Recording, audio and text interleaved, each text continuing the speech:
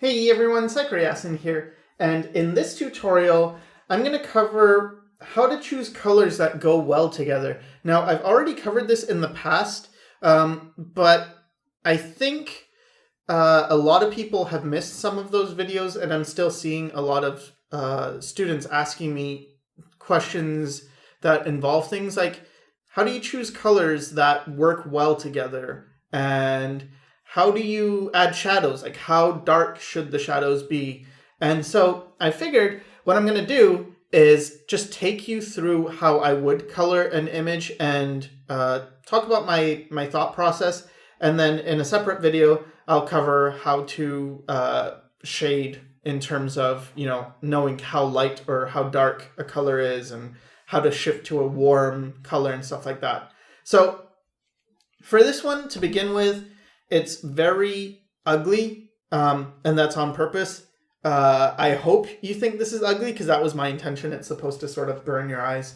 And let's take it from there. So what's the first thing I do if I have an image? Well, and what problems does this have? Because right now, what I see with this is it's too colorful. Like, there's too much saturation, and it's overwhelming. And that's not good. You don't want that much, or at least I don't think so. So yeah, just to add a disclaimer, everything I say now is going to be my opinion, what I think is better. And so, you may not agree, but as to that, I can't really comment. Okay, so first thing I want to do is establish what my palette is and also change the background. So to begin with, let's see. Well, first of all of these are very saturated. So they're all like middle values and they're all super saturated. So I hit Control U to go into my hue saturation sliders, and I'm just scrolling, and I'm going to take the saturation down. So already that's helping. Now, the other thing is you have to think about the value. So what's going to make this character pop? This is sort of, if you look in the thumbnail, it's sort of close to all the colors. So it's like, might not be the best choice. I usually go either a bit dark or a bit light, lighter than the character anyway. So I guess in this case, well, we can always change it, but let's start with something a bit lighter and less saturated. And scroll through. I usually go for something neutral with the thought that I will change this possibly in the future. So let's just pick something like this. Okay. So now the next thing I want to ask myself is, what is the dominant color in this? And you only really want to choose one color to be dominant, and then have other colors around that. So for instance, let's say I chose green, because right now it's pretty green, and I had green as the dominant color. Okay, so now, I don't know if you've seen my other tutorial, how to choose colors that work, but if not, I'm just going to go through some of what that tutorial was about. So basically, the first thing is this. You have a dominant color, like, for instance, green.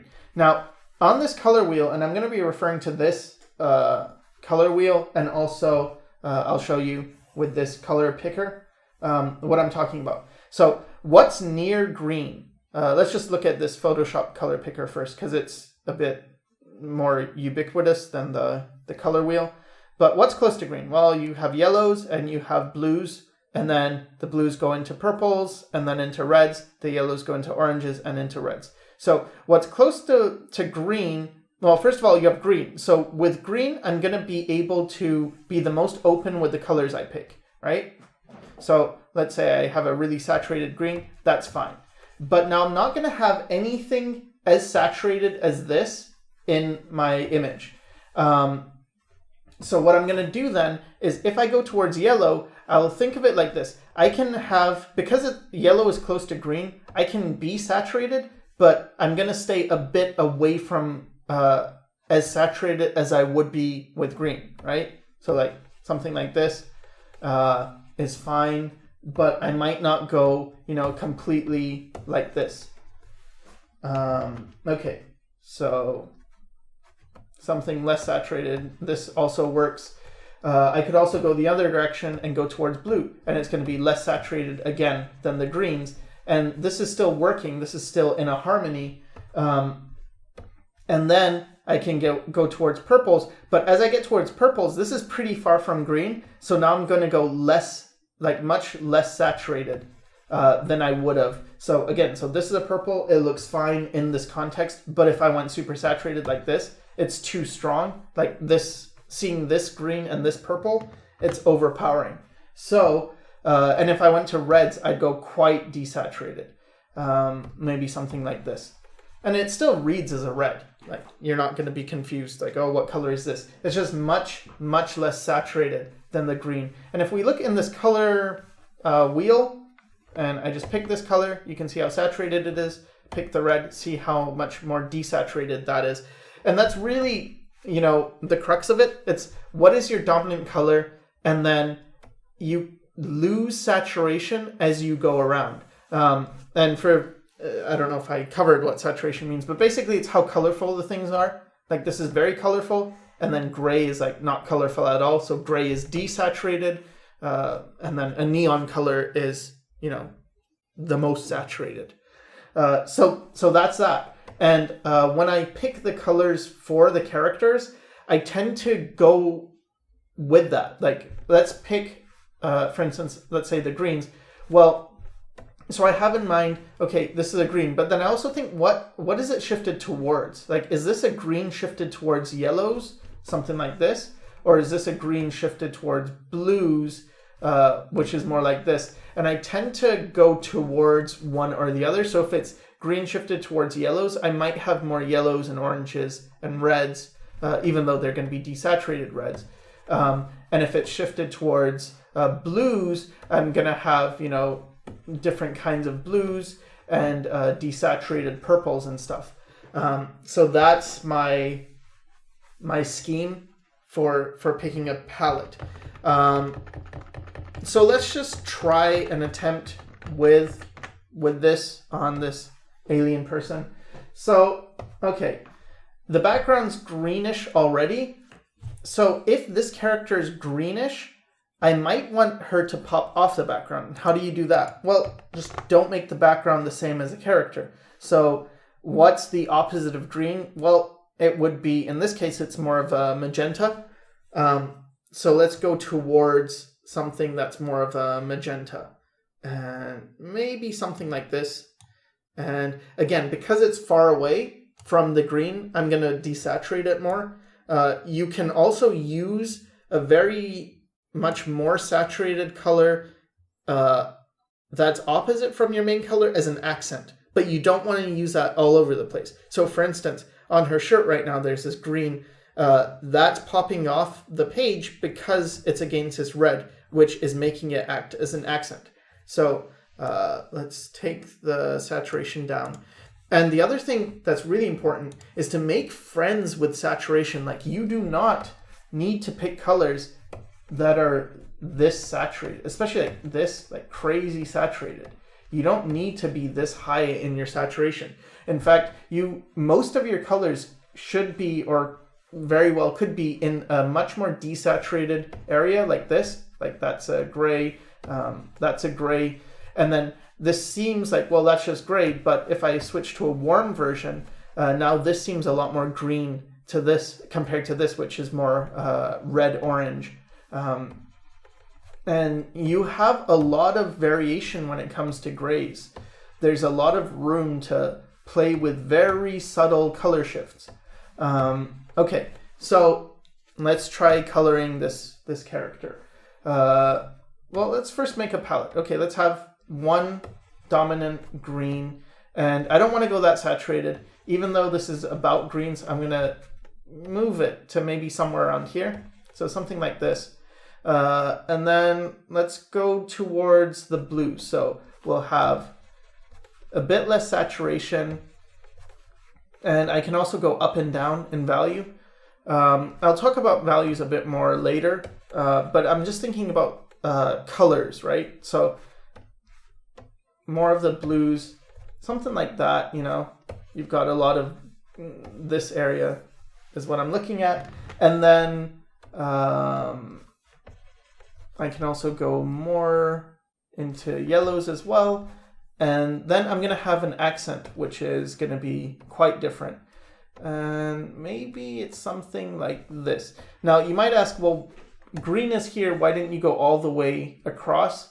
Well, the thing is, I don't need to go that far just because all these colors are very desaturated. So I don't need to make that big of a jump. So anyway, let's get this on the right layer.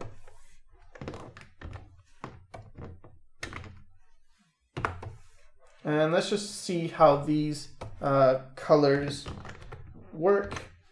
So I'm gonna try filling with this for the skin, this for the accent, this for maybe the pants, this for, oh, that's too close.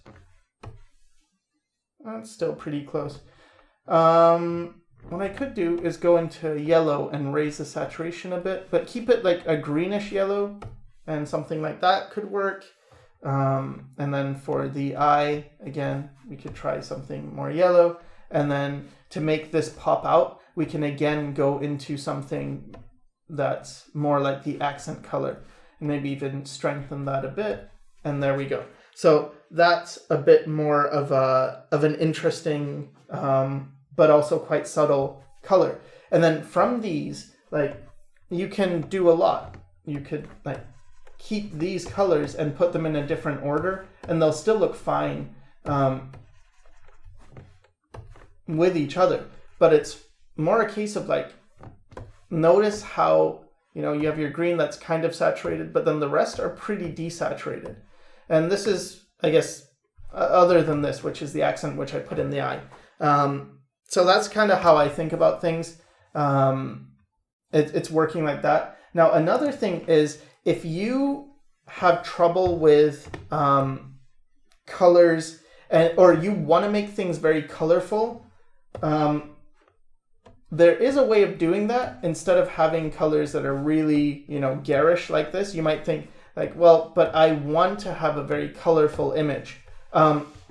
That's fine. But what you have to do then is across the board, desaturate your colors. And you might be thinking like, but that's going to be not colorful, right? Well, no. What you want to do is desaturate your colors by bringing them towards white. So first of all, white and black they have no saturation, and gray has no saturation. So desaturating, you can go towards the left on this. In this case, you know, anything towards the left, you're getting desaturated. So going from green to white is getting desaturated.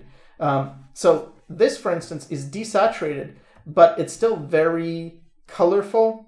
And as long as you stick to pastels, you're fine. You can actually use a lot of different colors and get the appearance of something looking very colorful, just because the reality is these are still desaturated colors. They're not crazy saturated, and you can have a lot of desaturated colors. Like, you remember what I was saying with the grays. You can have all sorts of grays and it's going to be fine. When you run into problems is when you get into these types of colors, you know, very intense colors. So using just a very pastel palette,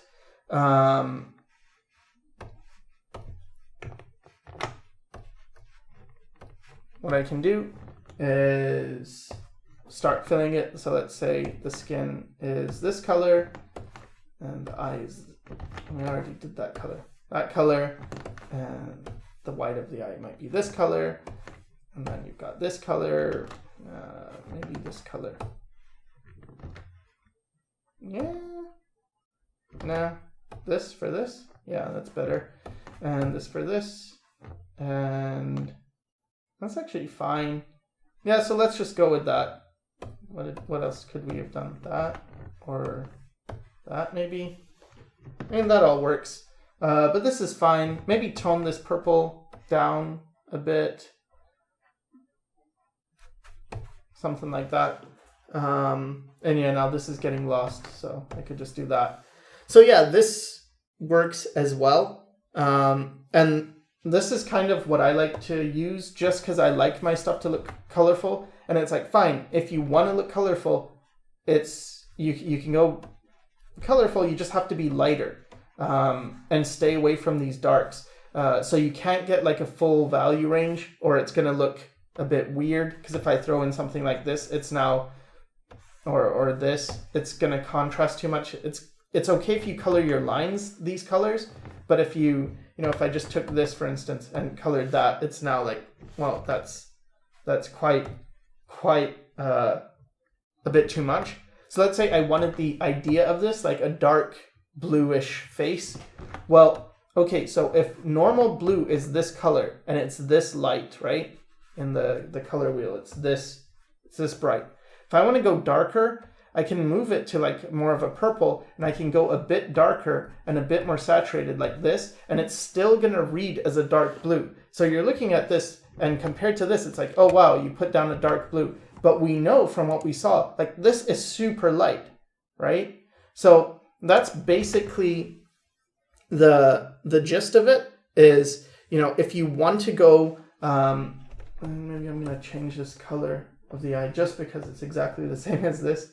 It's like, yeah, that's okay, but maybe a little bit more saturated, something like that. No, I like that less. This? Sure. Just so there's a difference. Anyway, okay, so yeah, that's the gist of it. Like, if you want to pick colors that work well together, if you want to be colorful, go to town but keep everything super light. And if you want to be having a full value range, then pick a dominant color. And as you get away from that color, make sure you start to desaturate it, right? So you might want to pick a bright yellow, like that, and instead, and you want it to exist with a bright blue, choose one or the other. So you can have this yellow, fine, but then for this blue, desaturate it way down, and then have something like that, and that works. Or have this blue, and then go to the yellow, and then instead of it being like this, desaturate it, to maybe something like this, and then that also works.